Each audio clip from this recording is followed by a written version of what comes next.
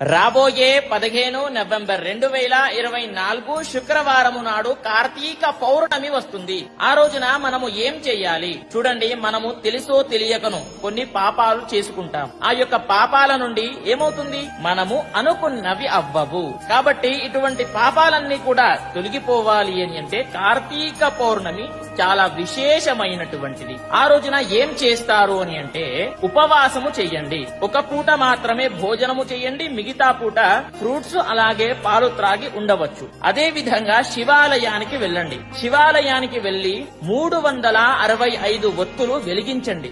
ఓకేనా.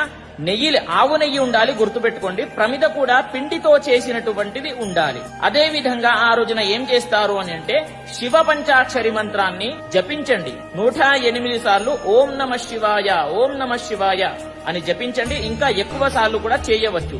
ఇంకా ఏమైనా డౌట్స్ ఉన్నట్లయితే